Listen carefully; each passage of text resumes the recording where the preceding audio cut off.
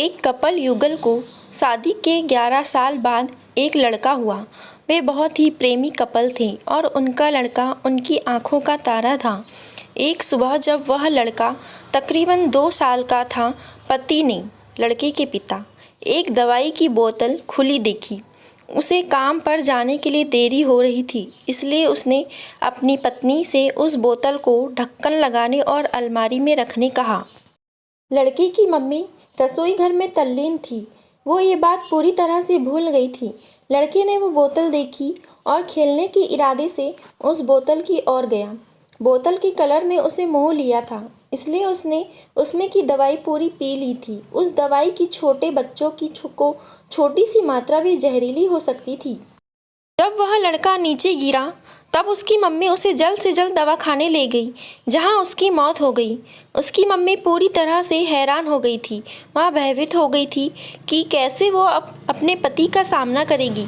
जब लड़के के परेशान पिता दवाखाने में आए तो उन्होंने अपने बेटे को मृत पाया और अपनी पत्नी की ओर देखते हुए सिर्फ 4 शब्द कहे।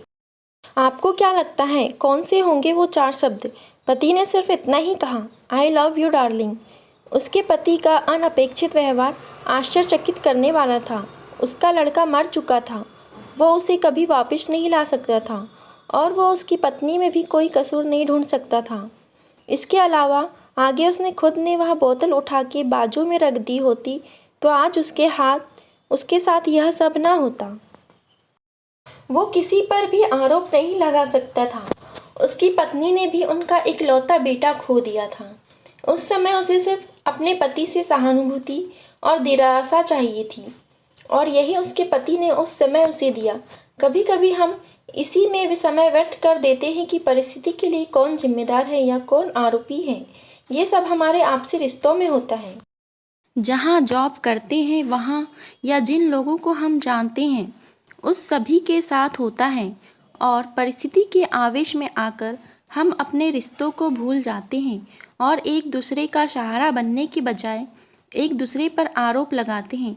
कुछ भी हो जाए हम उस व्यक्ति को कभी नहीं भूल सकते जिसे हम प्रेम करते हैं। इसलिए जीवन में जो आसान है उसे प्रेम करो। आपके पास अभी जो है उसे जमा करो और अपनी तकलीफ़ों को विचार कर कर के बढ़ाने के बजाय उन्हें भूल जाओ। उन सभी चीज़ों का सामना करो जो आपको अभी मुश्किल लगती है या जिनसे आपको डर लगता है। सामना करने के बाद आप देखोगे कि वो चीज़ें उतनी मुश्किल नहीं हैं जितना कि आप पहले सोच रहे थे। हमें परिस्थिति को समझकर ही लोगों के साथ व्यवहार करना चाहिए और लोगों को कठिन परिस्थितियों में उनका हमदर्द बनना चाहिए। दोस्तों, इस तरह की प्रेरणादायक कहानियाँ पढ़कर हमें काफ़ी कुछ सीखने को मिलता है। आपके लिए और अधिक प्रेरणादायक कहानियों का विशाल संग्रह मौजूद है और भी इस तरह की कहानियाँ आपको पढ़नी हैं तो नीचे कमेंट में ज़रूर बताएं।